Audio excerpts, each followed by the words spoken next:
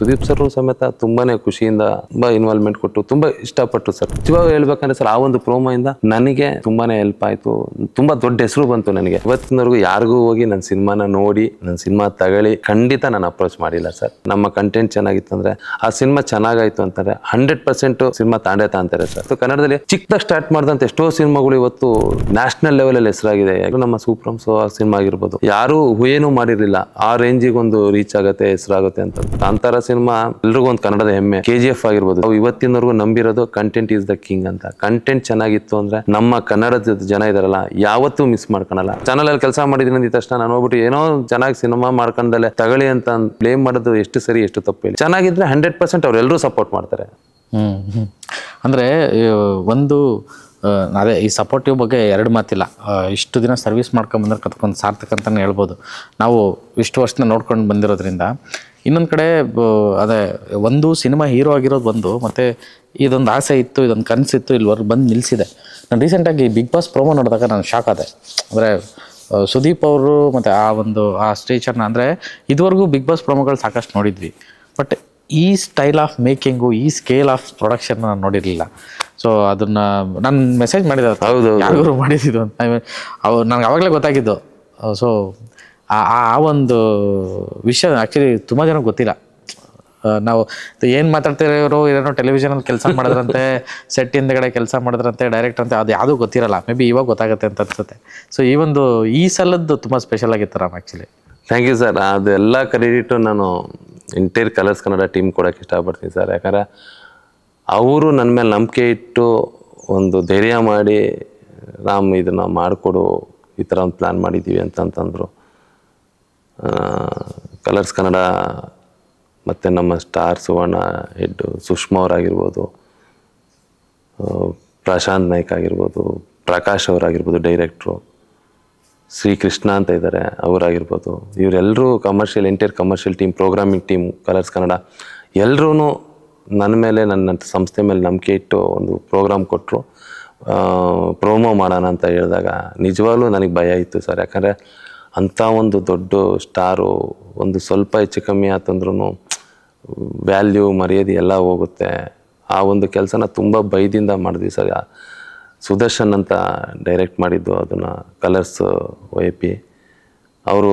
ನಾನು ಹೇಳಿದೆ ಸರ್ ಆಗತ್ತಾ ನನ್ನ ಕೈಲಿ ಅಂತ. ಇಲ್ಲ ರಾಮ್ ಆಗತ್ತೆ, ನೀವು ಸೂಪರಾಗಿ ಮಾಡ್ತೀರಾ, ಡೋಂಟ್ ವರಿ, ಚೆನ್ನಾಗಿ ಮಾಡೋಣ ಅಂತಂದ್ಬಿಟ್ಟಂದರು. ಹಾಗೆ ಒಂದು ಸ್ಟಾರ್ಟ್ ಆದಂಥದ್ದು ತುಂಬ ಚೆನ್ನಾಗಿ ಬಂತು ಸರ್. ಅದಕ್ಕೆ ಅಷ್ಟು ಸುಂದರವಾಗಿ ಕಾಣೋದಕ್ಕೆ ಮೂಲ ಕಾರಣ ಆಗಿದ್ದು ವಿಲಿಯಂ ಡೇವಿಡ್ ಅವರು, DOP, ವಿಕ್ರಾಂತ್ ರೋಣ ಎಲ್ಲ ಅವರೇ ಮಾಡಿದ್ದು. ಅವರು ತುಂಬ ಸಪೋರ್ಟಿವ್ ಆಗಿ ನಿಂತ್ಕೊಂಡ್ರು. Entire team work sir. ನಾನು ಒಬ್ಬ ಮಾಡಿದೆ ಅಂತ ಅನ್ನೋದಲ್ಲ. ಪ್ರೋಗ್ರಾಮಿಂಗ್ ಟೀಮ್ ಆಗಿರ್ಬೋದು, ಒಂದು ಕಮರ್ಷಿಯಲ್ ಟೀಮ್ ಆಗಿರ್ಬೋದು, ಒಂದು ಆರ್ಟ್ ಡಿಪಾರ್ಟ್ಮೆಂಟ್ ಆಗಿರ್ಬೋದು, ಪ್ರತಾಪ್ ಅಂದ್ಬಿಟ್ಟು ಆರ್ಟ್ ಡೈರೆಕ್ಟ್ರು, ಪ್ರತಿಯೊಂದು ಟೀಮ್ ವರ್ಕು ಸರ್. ನಮ್ಮ DOP ಟೀಮ್ ಆಗಿರ್ಬೋದು ಸರ್. ಆ ಪ್ರೋಮೋಗೆ ನಾವು ತುಂಬಾ ಪ್ಲ್ಯಾನ್ ಮಾಡ್ಕೊಂಡು ಮಾಡಿದ್ದು ಸರ್. ಅದು ಅಷ್ಟು ಈಸಿಯಾಗಿ ಇವತ್ತು ನಾವು ನೋಡಿದ್ವಿ, ಇವತ್ತು ಅಷ್ಟು ಈಸಿಯಾಗಲ್ಲ. ಸುದೀಪ್ ಸರ್ ಆಗಿರ್ಬೋದು, ಸುದೀಪ್ ಸರ್ ಸಮೇತ ತುಂಬಾ ಖುಷಿಯಿಂದ ತುಂಬ ಇನ್ವಾಲ್ವ್ಮೆಂಟ್ ಕೊಟ್ಟು ತುಂಬ ಇಷ್ಟಪಟ್ಟು ಸರ್. ಆ ಪ್ರೋಮೋ ನಿಜವಾಗ ಹೇಳ್ಬೇಕಂದ್ರೆ ಸರ್, ಆ ಒಂದು ಪ್ರೋಮೋಯಿಂದ ನನಗೆ ಪರ್ಸ್ನಲಿ ನನಗೆ ತುಂಬಾ ಹೆಲ್ಪ್ ಆಯಿತು, ತುಂಬ ದೊಡ್ಡ ಹೆಸರು ಬಂತು ನನಗೆ.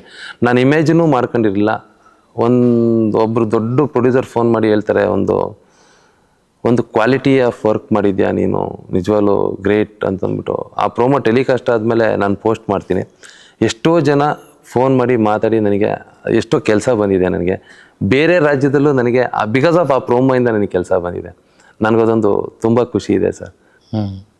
ಈಗ ಎಲ್ಲರೂ ಅನ್ಕೋತಾರೆ ರಾಮು ಟೆಲಿವಿಷನ್ ಇಂಡಸ್ಟ್ರಿಯಲ್ಲಿ ಇದ್ದಿದ್ದು, ಎಲ್ಲ ಚಾನಲ್ ಹೆಡ್ಗಳು ಕ್ಲೋಸು, ಚಾನಲ್ ಅವರೆಲ್ಲನೂ ಕ್ಲೋಸ್, ಏನು ಬಿಡಪ್ಪ ಅವ್ನಿಗೇನು ಪಿಕ್ಚರ್ ಮಾಡ್ಕೋತಾರೆ, ಅವ್ರಿಗೇನು ರಿಲೀಸ್ ಮಾಡ್ಕೋತಾರೆ, ಆರಾಮಾಗಿ ಬಿಸ್ನೆಸ್ ಆಗಿಬಿಡುತ್ತೆ, ಸ್ಯಾಟಲೈಟ್ ತೊಗೊಂಡ್ಬಿಡ್ತಾರೆ, OTT ತೊಗೊಂಡ್ಬಿಡ್ತಾರೆ, ಸೊ ಈ ಥರದ್ದೊಂದು ಹೋಲ್ಡ್ ಇದೆ ಅನ್ನೋ ಥರದ್ದು ಮೈಂಡ್ಸೆಟ್ ಇರ್ಬೋದು. ಸೊ ಪ್ರಾಕ್ಟಿಕಲ್ ಆಗಿ ರಾಮ್ ಈ ಸಿನಿಮಾ ಅಂತ ಮಾಡಿದಾಗ, ಸಿನಿಮಾ ಬಿಸ್ನೆಸ್ ಅಂತ ಬಂದಾಗ ಅದ್ರದ್ದೊಂದು ಬೇರೆನೇ ವಿಂಗು. ಸೊ ಆ ಪ್ರಾಕ್ಟಿಕಲಿಟಿ ಬಗ್ಗೆ ನಿಮಗಾದಂಥ ಅನುಭವ ಏನು ಈ ಸಿಚುವೇಶನ್ಗೆ? ಸರ್, ನಾನು ಇಲ್ಲಿವರೆಗೂ ನೀವು ಹೇಳಿದ್ದು 100% ನಿಜ. ಎಲ್ಲ ಹೆಡ್ಗಳು ಗೊತ್ತಿರ್ತಾರೆ ಕಮರ್ಷಿಯಲ್ಲು, ಬಿಸ್ನೆಸ್ಸು, ಪ್ರೋಗ್ರಾಮಿಂಗ್ ಅಂತಂತ. ಆದರೆ ನಾನು ಇವತ್ತಿನವರೆಗೂ ಯಾರಿಗೂ ಹೋಗಿ ನನ್ನ ಸಿನಿಮಾನ ನೋಡಿ ನನ್ನ ಸಿನಿಮಾ ತಗೊಳ್ಳಿ, ನಾನು ಸಿನಿಮಾ ಮಾಡಿದ್ದೀನಿ ಅಂತ ಖಂಡಿತ ನಾನು ಅಪ್ರೋಚ್ ಮಾಡಿಲ್ಲ ಸರ್. ನಂದು ಉದ್ದೇಶ ಏನು ಗೊತ್ತಾ ಸರ್, ನಮ್ಮ ಪ್ರಾಡಕ್ಟ್ ಚೆನ್ನಾಗಿತ್ತಂತಂದರೆ, ನಮ್ಮ ಕಂಟೆಂಟ್ ಚೆನ್ನಾಗಿತ್ತಂದರೆ, ನಾವೊಂದು ಎಂಟರ್ಟೈನಿಂಗಾಗಿ ಚೆನ್ನಾಗಿ ಮಾಡಿದ್ದೀವಿ ಅಂತಂದರೆ, ಆ ಸಿನಿಮಾ ಚೆನ್ನಾಗಾಯಿತು ಅಂತಂದರೆ 100% ನೀವೇನಂದರೆ ಅವ್ರು ನನ್ನ ಸಿನಿಮಾ ತಾಂತಾರೆ ಸರ್. ನನ್ನ ಸಿನಿಮಾ ಚೆನ್ನಾಗಿಲ್ಲ ಅಂತಾರೆ, ನಾನು ಹೋಗ್ಬಿಟ್ಟು ಅವ್ರನ್ನ ತಗೊಳ್ಳಿ ಅಂತ ಕೇಳೋದು ಎಷ್ಟು ಸರಿ? ತಪ್ಪಲ್ವಾ? ಈಗ ಚೆನ್ನಾಗಿ ಈಗ ನೋಡಿ, ನನ್ನನ್ನು ಇವತ್ತು ಏನೂ ಇಲ್ದಾಗಲೇ ನನಗೆ ಇಷ್ಟೆಲ್ಲ ಸಪೋರ್ಟ್ ಮಾಡಿದ್ದಾರೆ. ಇನ್ನು ಎಲ್ಲ ನಮ್ಮ ಚಾನಲ್ ವಾಹಿನಿ ಹೆಡ್ಗಳು ಇವತ್ತು ನನ್ನ ಸಿನಿಮಾ ಚೆನ್ನಾಗಿ ಮಾಡಿದಾಗ ಅವರೇ ಮುಂದೆ ಬರ್ತಾರೆ, ನಮ್ಮ ಸಿನಿಮಾ ರಾಮ್ ಸಿನಿಮಾ ನಾವು ಸಪೋರ್ಟ್ ಮಾಡೋಣ ಅಂತಂದು. ಸಿನಿಮಾನೇ ಚೆನ್ನಾಗಿಲ್ಲ ಅಂತಂದರೆ ನಾನು ಹೋಗ್ಬಿಟ್ಟು ಅವ್ರಿಗೆ ತಗೊಳ್ಳಿ ಅಂತ ಅನ್ನೋದು ಸರಿ ಅಂತ ಅನ್ಸಲ್ಲ. ನಮ್ಮ ಮನೆಯಲ್ಲಿ ಊಟ ಮಾಡಿದಾರೆ ಅಂತಂದ್ಬಿಟ್ಟು ಊಟ ಚೆನ್ನಾಗಿಲ್ಲ ಅಂತಂತ ಇರೋದನ್ನ ಚೆನ್ನಾಗಿಲ್ಲ ಅಂತಲೇ ಹೇಳ್ಬೇಕು ಹೊರತು ಚೆನ್ನಾಗಿದೆ ಅಂತ ಹೇಳಿದ್ರೆ ಅದು ಸರಿ ಅನ್ಸಲ್ಲ. ಬಟ್ ಎಲ್ರದ್ದು ಸಪೋರ್ಟ್ ಇದೆ ಸರ್. ಪರ್ಸ್ನಲಿ ನನಗೆ ಎಲ್ಲರೂ ತುಂಬ ಸಪೋರ್ಟಿವ್ ಆಗಿದ್ದಾರೆ, ಸಪೋರ್ಟ್ ಮಾಡಿದ್ದಾರೆ. ನನಗೇನಂದರೆ ಸಿನಿಮಾ ಹೊರಗಡೆ ಬಂದ ಮೇಲೆ ಜನ ನೋಡ್ತಾರೆ, ಇಷ್ಟಪಟ್ಟಾಗ 100% ಬಿಸ್ನೆಸ್ ಆಗೈತೆ ಸರ್. ಬಿಸ್ನೆಸ್ ನೋಡಿ ಸರ್, ಇವತ್ತು ಕನ್ನಡದಲ್ಲಿ ಚಿಕ್ಕದಾಗಿ ಸ್ಟಾರ್ಟ್ ಮಾಡಿದಂಥ ಎಷ್ಟೋ ಸಿನಿಮಾಗಳು ಇವತ್ತು ನ್ಯಾಷನಲ್ ಲೆವೆಲಲ್ಲಿ ಹೆಸರಾಗಿದೆ. ಎಕ್ಸಾಂಪಲಾಗಿ ಹೇಳ್ಬೇಕಂದ್ರೆ ನಮ್ಮ ಸೂಪ್ರಮ್ಸು ಆ ಸಿನಿಮಾ ಆಗಿರ್ಬೋದು, ಯಾರೂ ಏನೂ ಮಾಡಿರಲಿಲ್ಲ, ಆ ರೇಂಜಿಗೆ ಒಂದು ರೀಚ್ ಆಗುತ್ತೆ, ಹೆಸರಾಗುತ್ತೆ ಅಂತಂದು ಸರ್. ಒಂದು ಒಳ್ಳೆ ಕ್ವಾಲಿಟಿ ಇತ್ತಂತೆ. ನಮ್ಮ ಕಾಂತಾರ ಸಿನಿಮಾ ಆಗಿರ್ಬೋದು ಸರ್, ಕಾಂತಾರ ಸಿನಿಮಾ ಎಲ್ರಿಗೂ ಒಂದು ಕನ್ನಡದ ಹೆಮ್ಮೆ. KGF ಆಗಿರ್ಬೋದು, ಸಿನಿಮಾ ಚೆನ್ನಾಗಿದೆ ಅಂತಂದರೆ content is the king sir. ಯಾಕಂದರೆ ನಾವು ಇವತ್ತಿನವರೆಗೂ ನಂಬಿರೋದು ಕಂಟೆಂಟ್ ಈಸ್ ದ ಕಿಂಗ್ ಅಂತ. ಕಂಟೆಂಟ್ ಚೆನ್ನಾಗಿತ್ತು ಅಂದರೆ ನಮ್ಮ ಕನ್ನಡದ ಜನ ಇದ್ದಾರಲ್ಲ ಯಾವತ್ತೂ ಮಿಸ್ ಮಾಡ್ಕೊಳಲ್ಲ. ಸಿನಿಮಾನ 100% ತಲೆ ಮೇಲೆ ಹೊತ್ಕೊಂಡು ಮೆರೆಸ್ತಾರೆ. ಅದನ್ನು ನಾವು ಪ್ರತಿ ಪ್ರೋಗ್ರಾಮಲ್ಲೂ ನೋಡಿದ್ದೀವಿ. ನಾವೇ ಮಾಡಿರ್ತಕ್ಕಂಥ ಎಷ್ಟೋ ಪ್ರೋಗ್ರಾಮ್ಗಳು ಚೆನ್ನಾಗಿದ್ದಾಗ ಇವತ್ತಿಗೂ ಅದನ್ನು ಬ್ರೇಕ್ ಮಾಡೋಕ್ಕಾಗಿಲ್ಲ, ಅಷ್ಟು ಹಿಟ್ಟು ಹೆಸರು ಕೊಟ್ಟಿದೆ. ಚೆನ್ನಾಗಿಲ್ಲ ಅಂತಂದಮೇಲೆ ನಾವು ಇದು ಮಾಡೋಕ್ಕೆ ಹೋಗ್ಬಾರ್ದು ಸರ್. ಒಂದು ಒಳ್ಳೆ ಕೆಲಸ ಮಾಡಬೇಕು, ಒಂದು ಪ್ರಾಮಾಣಿಕ ಪ್ರಯತ್ನ ಇಡಬೇಕು. ನಾನು ಚೆನ್ನಾಗಿ ಮಾಡಿಬಿಟ್ಟಿದ್ದೀನಿ ನೋಡಿ, ಹಂಗೆ ಮಾಡಿದ್ದೀನಿ, ಅದ್ಭುತ ಮಾಡಿದ್ದೀನಿ, ಏನೂ ಇಲ್ಲ ಸರ್. ಇರೋದು ಚಿಕ್ಕ ಚಿಕ್ಕ ಕಥೆಗಳು, ಅದನ್ನು ನಾವು ಹೇಗೆ ಪ್ರೆಸೆಂಟ್ ಮಾಡ್ತೀವಿ, ಜನ ಹೇಗೆ ತಗೊಂತಾರೆ ಅದ್ರ ಮೇಲೆ ಇರುತ್ತಷ್ಟೇ, ಬೇರೆ ಇನ್ನೇನು ಇಲ್ಲ. ನಾನು ಚಾನಲಲ್ಲಿ ಕೆಲಸ ಮಾಡಿದ್ದೀನಿ ಅಂದಿದ ತಕ್ಷಣ ನಾನು ಹೋಗ್ಬಿಟ್ಟು ಏನೋ ಚೆನ್ನಾಗಿ ಸಿನಿಮಾ ಮಾಡ್ಕೊಂಡಲ್ಲೇ ತಗೊಳ್ಳಿ ಅಂತ ಹೇಳಿ ನಾನು ಅವ್ರನ್ನ ಬ್ಲೇಮ್ ಮಾಡೋದು ಎಷ್ಟು ಸರಿ ಎಷ್ಟು ತಪ್ಪು ಹೇಳಿ? ಚೆನ್ನಾಗಿದ್ದರೆ 100% ಅವರೆಲ್ಲರೂ ಸಪೋರ್ಟ್ ಮಾಡ್ತಾರೆ. ಅವರೆಲ್ಲರೂ ಸಪೋರ್ಟ್ ಇವತ್ತೂ ಮಾಡ್ತಿದ್ದಾರೆ, ಮುಂದಕ್ಕೂ ಮಾಡ್ತಾರೆ. ಈಗ ಸಿನಿಮಾ ಆಗಿದೆ, ಸಿನಿಮಾ ರಿಲೀಸ್ ಆಗ್ತಿದೆ, ಒಂದು ಸುಮಾರು ಜನ ಈ ಒಂದು ಸಿನಿಮಾ ಪಬ್ಲಿಸಿಟಿಲಿ ಇವಾಗ ಈ ಮಾತುಕತೆ ಇಂಥವೆಲ್ಲ ನೋಡಿ, ಇವ್ರು ಹಿಂಗಿದಾರ, ಓಕೆ ಇವ್ರಿಗೊಂದು ಕತೆ ತೊಗೊಂಡು ಹೋಗೋಣ, ಎರಡು ಥರನೂ ಯೋಚನೆ ಮಾಡ್ಬೋದು. ಒಂದು ಬಿಸ್ನೆಸ್ ಆ್ಯಂಗಲಲ್ಲೂ ಯೋಚನೆ ಮಾಡ್ಬೋದು, ಇನ್ನೊಂದು ಓಕೆ ಸಿನಿಮಾ ಮಾಡಬೇಕು ಅನ್ನೋ ಥರನೂ ಯೋಚನೆ ಮಾಡ್ಬೋದು. ಸೊ ಅಂಥವ್ರಿಗೆ ಏನು ಹೇಳೋಕ್ಕೆ ಇಷ್ಟಪಡ್ತೀರಾ ಅಂತ ಸರ್? ಒಳ್ಳೆ ಕತೆ ಇತ್ತಂದರೆ, ಯಾಕಂದ್ರೆ ನಾನು ಡೈರೆಕ್ಷನ್ ಟೀಮಲ್ಲೇ ಕೆಲಸ ಮಾಡಿರೋದ್ರಿಂದ, ನಾನೊಬ್ಬ ಟೆಕ್ನಿಷಿಯನ್ ಆಗಿರೋದ್ರಿಂದ ನಾನು ಏನೋ ಹೇಳಬೇಕು ಅಂತ ಹೇಳ್ತೇನೆ. ಒಳ್ಳೆ ಕತೆ ಇತ್ತಂದರೆ, ಒಂದು ಒಳ್ಳೆ ಟೀಮ್ ಇತ್ತಂದರೆ ಖಂಡಿತ ನಾನು ಮಾಡ್ತೀನಿ ಸರ್. ನನಗೀಗ ಆಲ್ರೆಡಿ ಎಷ್ಟೊಂದು ಅವಕಾಶಗಳು ಬಂದಿದೆ. ನನ್ನ ಉದ್ದೇಶ ಏನಾಗಿತ್ತಂದರೆ ಈ ಸಿನಿಮಾ ರಿಲೀಸ್ ಆಗೋವರೆಗೂ ನಾನು ಬೇರೆ ಮಾಡೋದು ಬೇಡ. ಬಿಕಾಸ್ ಯಾಕಂದ್ರೆ ನನ್ನ ಸ್ಟ್ರೆಂತ್ ನನಗೆ ಗೊತ್ತಾಗಬೇಕಲ್ವ ಸರ್. ಸುಮ್ಮನೆ ಸಿನಿಮಾ ಬಂತು ಅಂತ ಯಾರೊಬ್ಬರು ನನ್ನ ಮೇಲೆ ದುಡ್ಡು ಹಾಕ್ತಿದ್ದಾರೆ ಅಂತಂದಾಗ ಅವರು ಕಷ್ಟಪಟ್ಟಿರ್ತಾರೆ, ಮನೆ ಮಟ್ಟ ಸಾಲ ಸೂಲ ಏನೋ ಮಾಡಿರ್ತಾರೆ, ಏನೋ ಹೇಗೋ ತಂದಿರ್ತಾರೆ. ಅವ್ರಿಗೂ ನನ್ನ ಥರನೇ ಒಂದು ಕನಸು ಗುರಿ ಇರುತ್ತೆ. ಒಬ್ಬ ಡೈರೆಕ್ಟ್ರಿಗೆ ಒಂದು ಕನಸು ಗುರಿ ಇರುತ್ತೆ, ಅವ್ರದ್ದು ಲೈಫ್ ಇರುತ್ತೆ ಅದರಲ್ಲಿ. ಯಾಕೊತ್ತಾ ನಾನು ಡೈರೆಕ್ಟ್ ಆಗ್ಬೇಕಂತ ಅಂದ್ಕೊಂಡಾಗಲೂ, ಡೈರೆಕ್ಷನ್ ಟೀಮಲ್ಲಿ ಇದ್ದಾಗಲೂ ಎಷ್ಟು ಕಷ್ಟಪಡ್ತೀವಿ ಅನ್ನೋದು ಇಂಚಿಂಚು ನನಗೆ ಗೊತ್ತು ಸರ್. ಆ ಪ್ರೊಸೆಸ್ ನನಗೆ ಪೂರಾ ಗೊತ್ತಿರೋದ್ರಿಂದ ಯಾರೋ ಒಬ್ಬರು ಬಂದರು ಅಂತ ನಾನು ಅಷ್ಟು ಈಸಿಯಾಗೆ ಅವ್ರ ಲೈಫ್ನು ನಾನು ಹಾಳು ಮಾಡಬಾರ್ದು.